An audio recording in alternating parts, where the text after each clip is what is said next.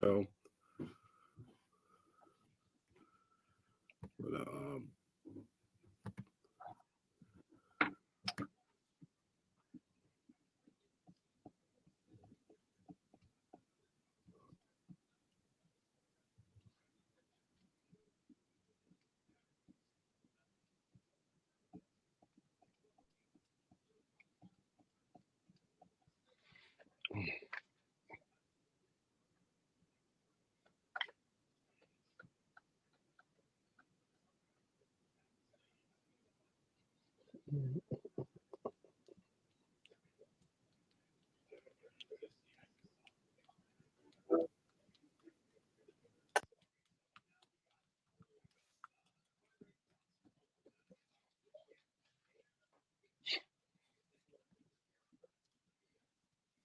That was the great Al Michaels with that call on Monday Night Football back at least 21 years ago this week. It was on a Monday night game on ABC. He did that game with the late John Madden, the 76-yard punt return in the Eagles' domination, convincing win over your San Francisco 49ers, 38-17.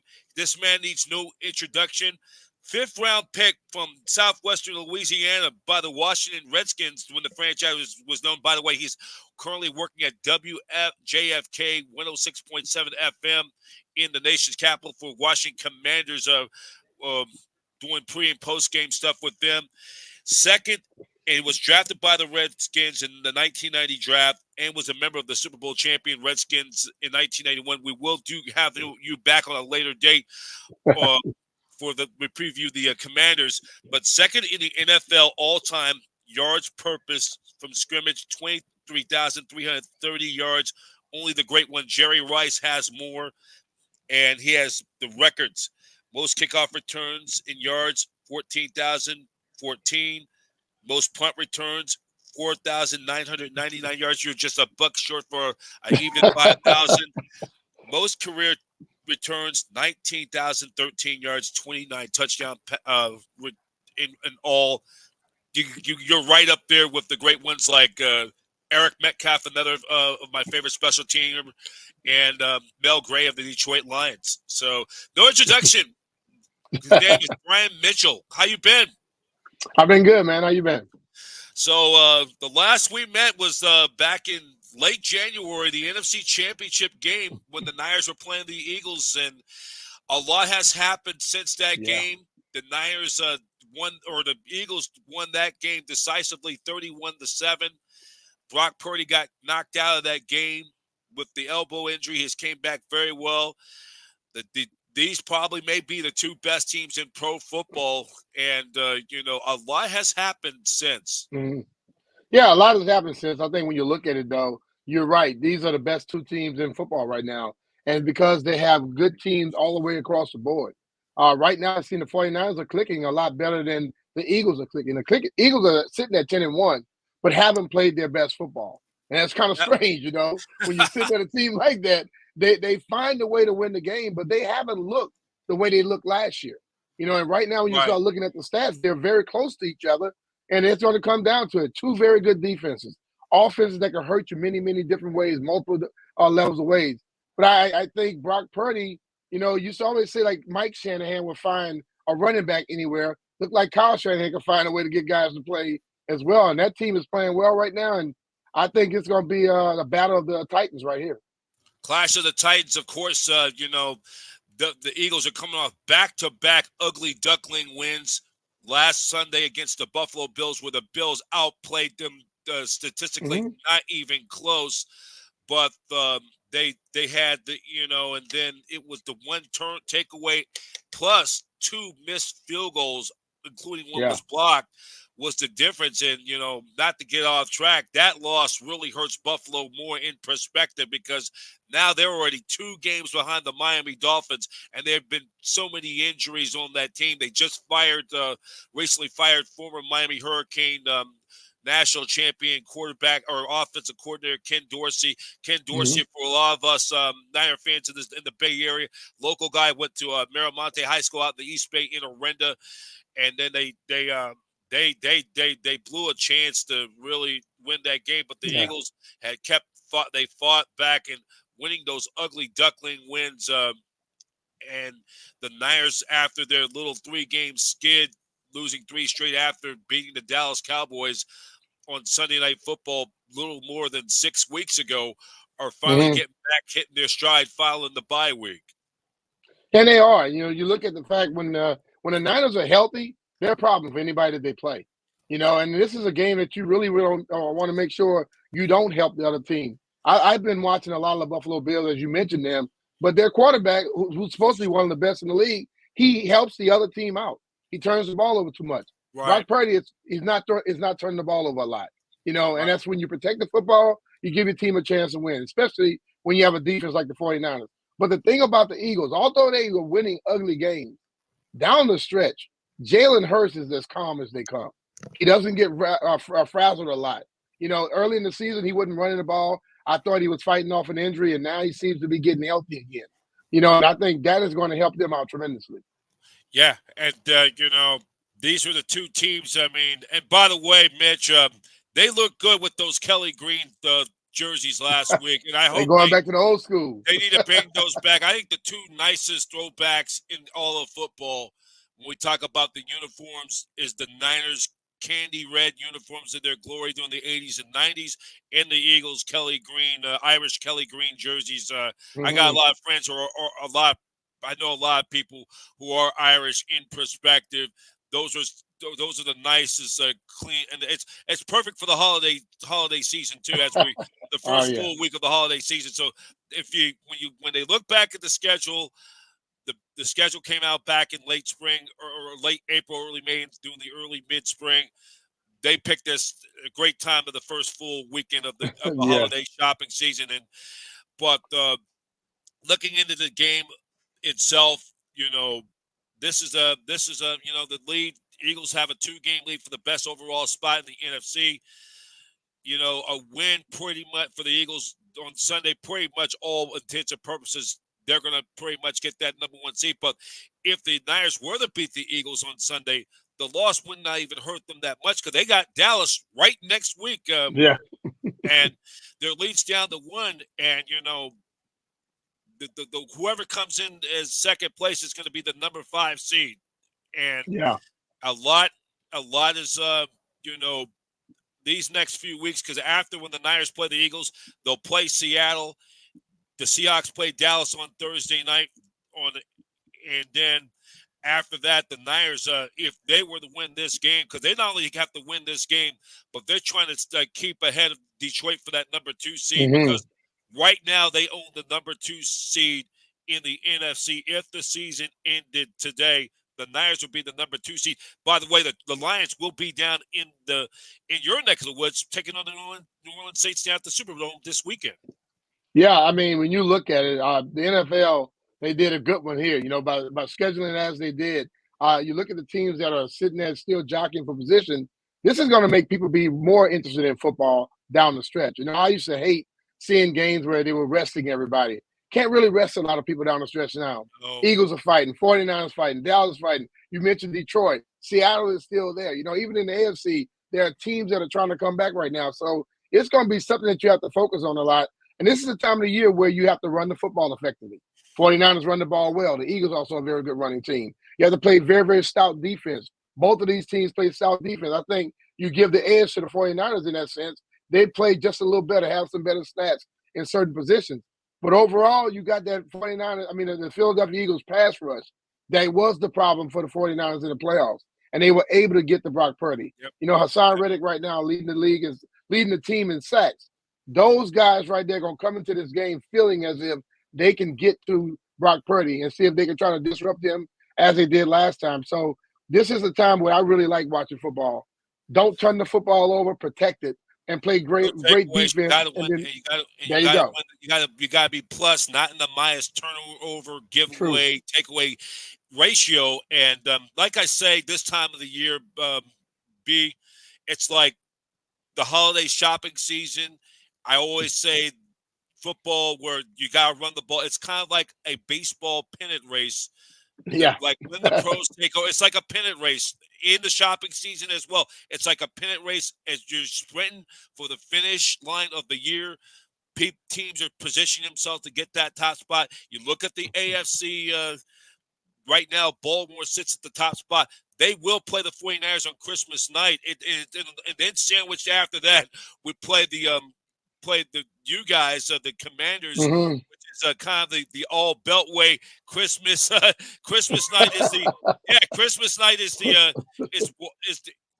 Baltimore Ravens, and then you go down the beltway up to the nation's capital. You'll play the other team across that beltway on New Year's Eve, the Commanders. We will preview that game right after Christmas, doing that week. We'll get you back and we'll preview that, and because you have a lot of time. You was part of a Super Bowl team, but the focus is on today's game for this weekend.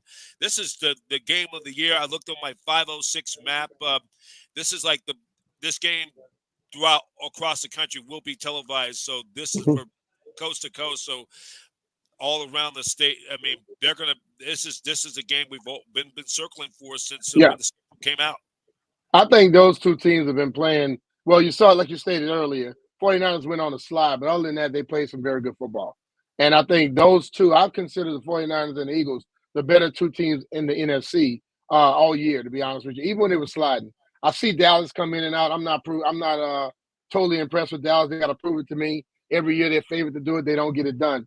But right now, somebody in Vegas or somebody's thinking something because the 49ers are favored in Philadelphia. That normally does not happen, especially with a team with a record as good as theirs. So they're seeing the 49ers now come and start hitting their stride. And the way Christian McCaffrey is playing, the things he can do out the backfield. He gives a defense problems. Now, you don't have one guy that can check him. You have to come up with a game plan to be able to pass him off to different people. And the thing about it, Kyle gets that ball. They draw plays that get the ball out of the hands of Brock quickly to get into the hands of the playmakers. And there are a lot of playmakers on that football team. So tight end, so it's like the Eagles and the 49ers are looking at themselves, just that Christian McCaffrey has way more skills than DeAndre Swift. Right. And then Deebo Samuel's going to be a big X factor in this game. He had a great game against the Seahawks last Thursday night on Thanksgiving night, and then plus Brandon Ayuk on his way for another 1,000 yards receiving. He's going to have back-to-back. I think the last Niner in memory to have a back-to-back 1,000-yard season. Either it was Terrell Owens but he's going to be it's going to be. This is a game that we've been circling since the start of this season, and this is just this is going to be a big game. The Niners and the Eagles with a lot for that number one seed. Even if the Niners don't win this game, you always have that's where it matters, the championship game in the postseason, because everything is thrown out the window. And get it. I mean, this game, it can tell a lot. I mean, if you go out if you're the 49ers and you win, you pull a lot closer. If you're the Eagles, you can give yourself as a distance, because you named off the schedule down the stretch. None of them are easy for either one of these teams. So this is a game people would circle these must-win games. If you're trying to position yourself and to be the number one seed, you need to win this football game, either side of the ball. Right, and then and this is one of the games. I mean, this is people were saying I've talked a lot with my networking on Facebook. They were saying this is the game I wanted to go to when the schedule was out at the beginning of the year, and the fans in Philly, two passionate fan bases across the board. Two passionate fan bases. We got a lot of 49er or Philadelphia people, transplanters live out here in the Bay Area, and we got a lot of Niner fans who were born back in the Northeast, live in that area, or grew up following the Niners during their heyday. And there's a lot of connections. A lot of transplanters live in the East. A lot of transplanters from Philly live out here on the West Coast.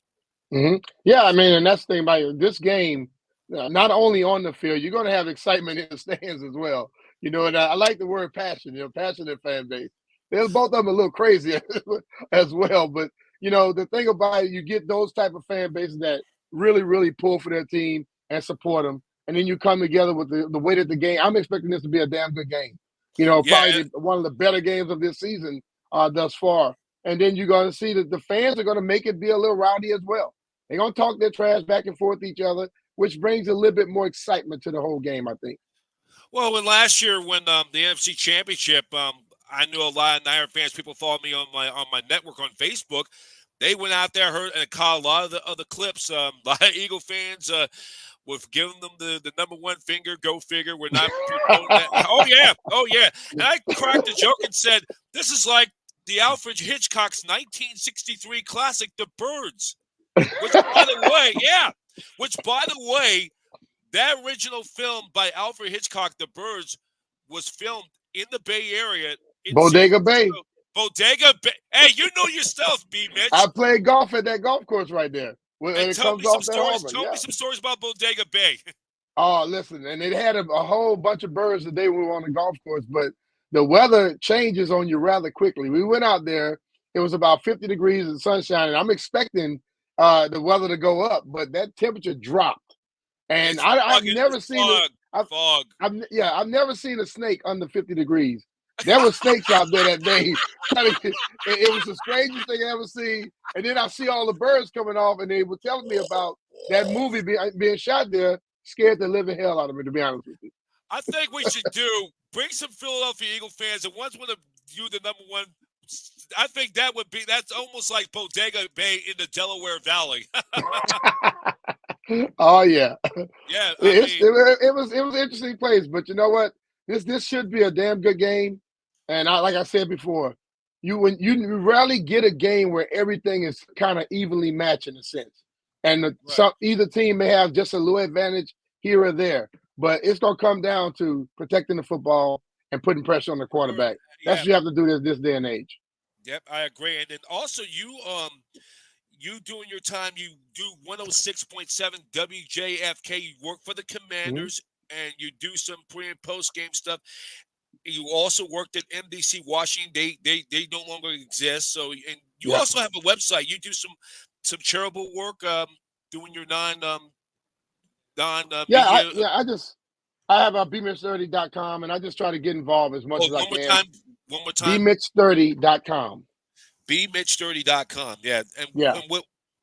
And what you usually do doing that time? Well, I get involved with different charities. I work a lot with anything with breast cancer. My mom had breast cancer. My dad died of a heart attack.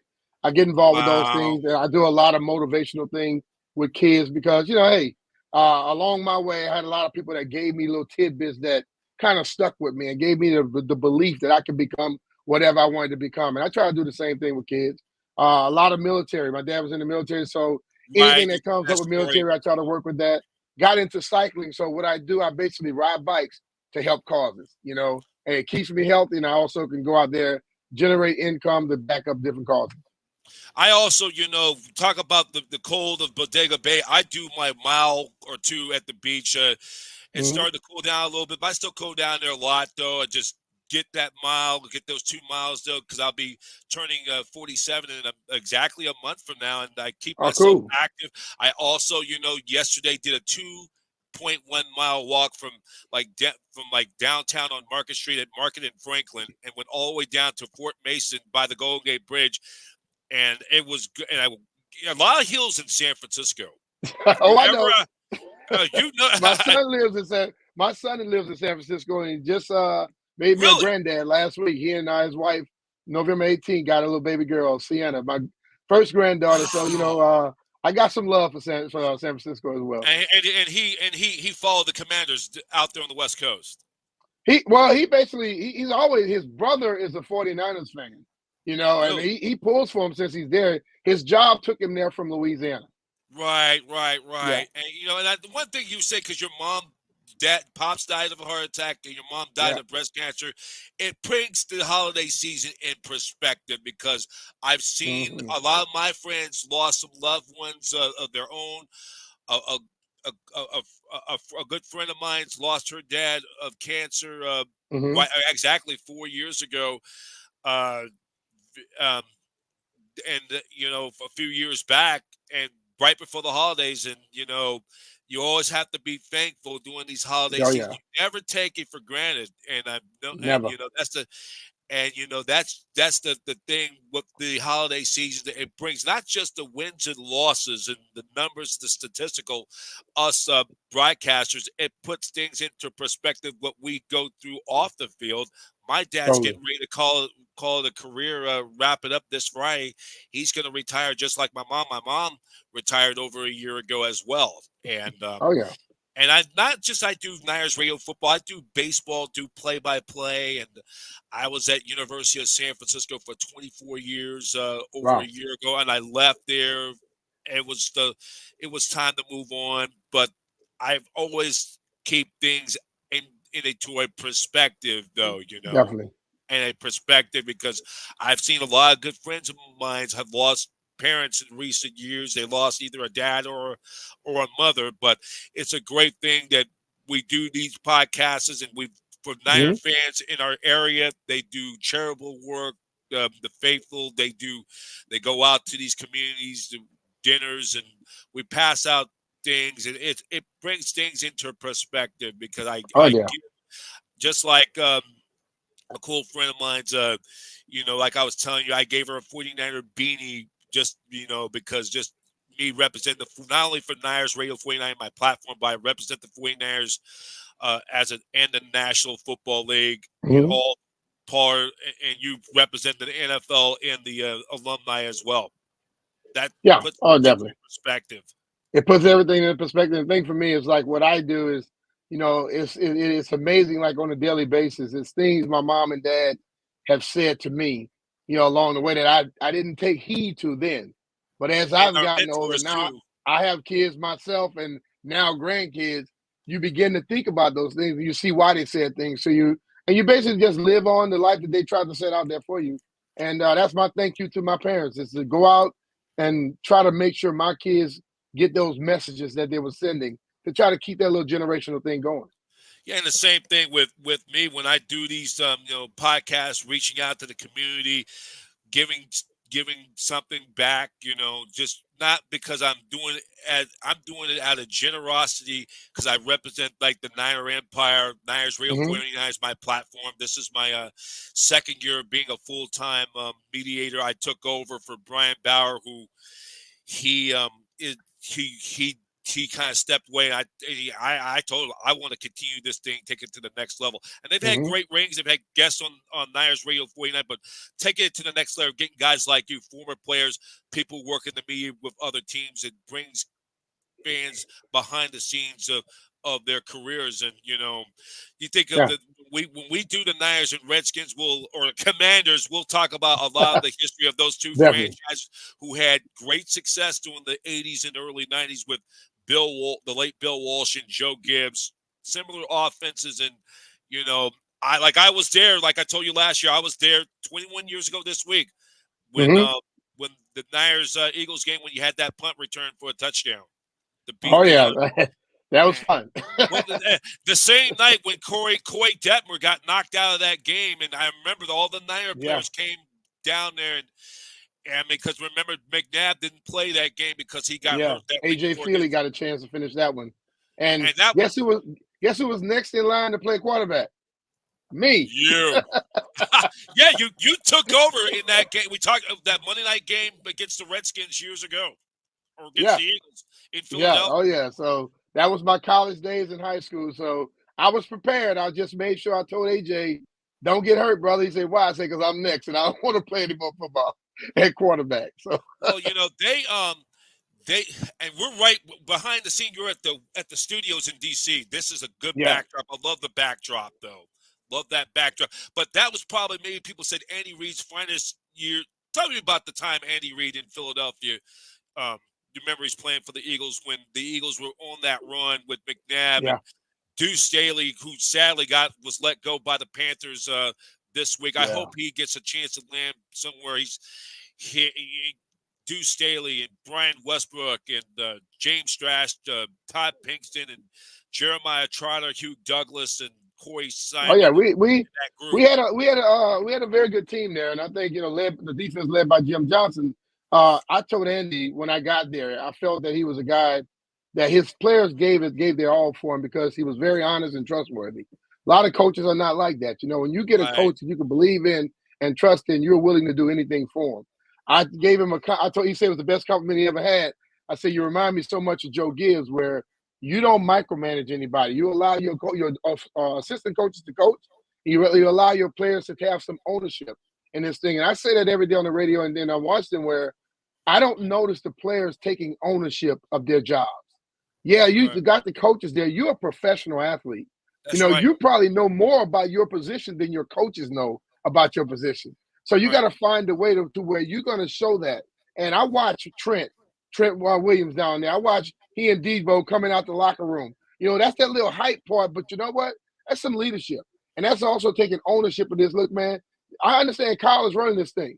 You got your GMs and all that, but ultimately it was what the guys on the field do. And when I see that, it really makes me smile. And I just tried my best to get other players around the league to do it. Andy pushed it. Joe Gibbs pushed it. And coaches that do push it, they have a lot more success. Those coaches that don't want the players to do that, they will not be around the league very long. Right, and then plus you have a lot of Andy Reid's former assistants like Sean McDermott in Buffalo, and then you had Harbaugh in Baltimore.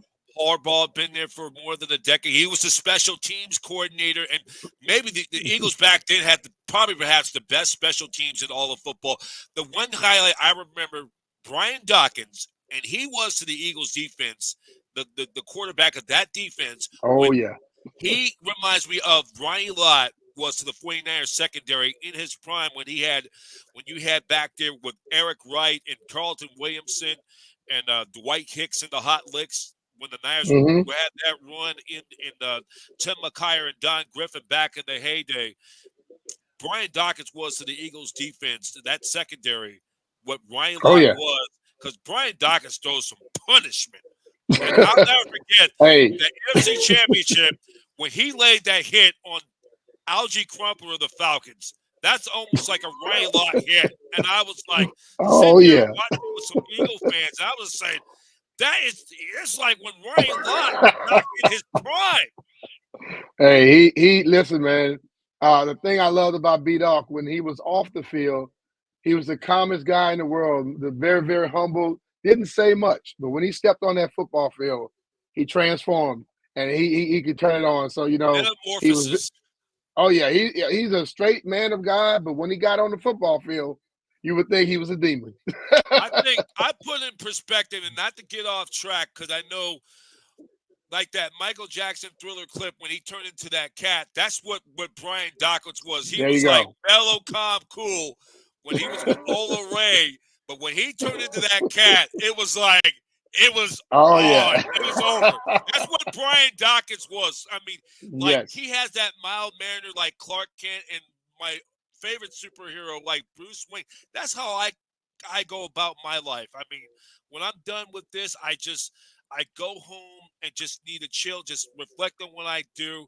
I don't go out too much to spots, only for when the Niners are in postseason. I want to promote my platform, but other than that, at night I just go home, just go to bed. I'm just tired of the days, doing the warm days at the beach. I just go out and just chill, just do some remote work and just work on get my run in. Just need to just rest my mind. And there you go. That's I kind of have that Bruce Wayne, Clark Kent. And a lot of my friends tell me this. That's I have that Clark Kent, Bruce Wayne, kind of that mild manneredness though. And I use my platform because I also trying to get more people with. Do you ever deal with people with autism? Yeah, I've done that a lot too. I know sometimes Holly Robinson Pete, she does a lot of it. Also, there's a big race in Delaware and a golf tournament that I attend. They do a lot of. They call it driving for autism. Rodney Peete, I'll get the former Eagle quarterback. His wife was a great actress, played in was on 21 Jump Street as a kid, growing up in that late 80s, and then was on Hanging with Mr. Cooper. Really, and her husband, Rodney P. I watched a lot of his games growing up in the late 80s as a 10, 11, 12, 13-year-old when he had his Hmm. battles with Troy Aikman for the two best teams in the Pac-10, and no disrespect to my man Dennis Brown, the former 49er. Dennis Brown played for the Washington Huskies, and they battled in the Rose Bowl with either Michigan or Ohio State. But they are great entrepreneurs, though, and I'd love to one day get Rodney Peake come on, or for what he does. But that's great people. You network with a lot of great people. Oh yeah, try my best. And just the whole thing about it, we all have a great we've been given a blessing with God to work in this sport. Whether you're covering the sport or playing in it, that's a damn good job, And if It's the you have an best job. opportunity, you have an opportunity to go out there and extend and form an olive branch of all the different people you meet along the way, and everybody's working for a common cause. We can do a lot of goodness in this world. And that's what I think I try to do over and over again. Well, I've been doing this for almost a quarter century. I didn't start doing the TV or video streaming till for 20 years. So I've been a media person for almost 25 years. So it's been I'm trying to pass that on to the different new generation, just leading by example. And it's just this is a great platform. Trying to build this thing up, and it takes a lot of time, and definitely want to get back into doing college baseball play-by-play, because baseball is my passion. I never played football, but and I'd love to one day go out to check out the Washington Nationals when the Giants play the Nationals. I'd love to meet you in person, though. Cool. I'll be here. My studio is right down the street from the stadium, so we're there. Oh, you're right down. Hey, it's a nice ballpark, and Oh yeah. it's funny. Yeah, it's funny. The high school I went to here in San Francisco was George Washington High School, and had a great backdrop of the Golden Gate Bridge, the stadium. Very phenomenal. Oh, cool. Good stuff. If they wanted to have a football practice with the 49ers or something, that because it's one of the hidden treasures in San Francisco, and it should be a good game. I know you got to get going. It's nice. We're doing this podcast on 106.7 from WJFK Washington. We will get you back on there when the Niners play the Commanders. We'll talk a lot of Niners and Commanders, and hopefully we'll be back here to talk about the NFC Championship coming up a little more about around this time in 8 weeks' time. Yeah, we'll call this game the revenge game when the Commanders play the 49ers. Got a few guys that will. You all now have Chase Young, Trent Williams. You got your coach there as well. So Kyle Shanahan. So that'll be the revenge game. Okay, B. Mitch. So anybody want to check out your website again? What is it again? And it's bmitch30.com. bmitch30.com. Yeah. And you can check me out on bmitch30.com. And if or you want to follow me on Instagram or Twitter, anyone. And then you're on weekdays, right? From what time Eastern? Weekdays from 10 to 2 Eastern Standard Time. So that will be from 10 to 2. That'll be 7 a.m. our time to about 11. 7 to 11, yeah. Pacific Standard Time on WJFK 106.7 The Fan. Thank you, Big Mitch. Wish you and your family a very happy holidays. We'll talk to you in about a few weeks' time. We'll preview the Niners and the Commanders coming up. All right, man. Take care of yourself. All right. That's Brian Mitchell, the former Philadelphia Eagle, who played for the Eagles from 2000 to 2002. Thank you for coming on. 49ers will take on the Philadelphia Eagles at the Lincoln Financial Field. Kickoff time is at 1:25 p.m. Pacific Standard Time. We will be on location at the Jake Steak Shop in the city of San Francisco. We'll be doing We'll be there live for that game. We'll give you pre and post game right after the contest, and that game will be on Fox. Kevin Burkhardt and Greg Olson with the call on Fox Sports, and then you can also catch the action on the Niners flagship station, U.S. Bank 49ers Radio Network, KNBR 104.5 FM and 680 AM with Greg Papa and Tim Ryan with the call. Check out all the latest news on 49ers News and so much more. Go to 49ers.com. And, excuse me, you could also check out us on YouTube, youtube.com/@NinersRadio49. That's youtube.com/@NinersRadio49. Please don't forget, please hit the subscribe button. We're trying to get this thing going. I'm gonna post this video up later on, and we'll also, for all the Philadelphia Eagle fans, we also we're going to share all of this because it's all out of good sportsmanship. And you also got to remember, this is only all with the hyping games, but this is it's only a game. For now, I'm Brian Professor B. Davis. Thank you for watching this Behind the Enemy segment with former Philadelphia Eagles special teams captain and star Brian Mitchell who currently works at WJFK 106.7 The Fan. Brian Professor B. Davis for this. Thank you for watching this special presentation of Niners Radio 49. 49ers faithful. Faithful then, faithful now.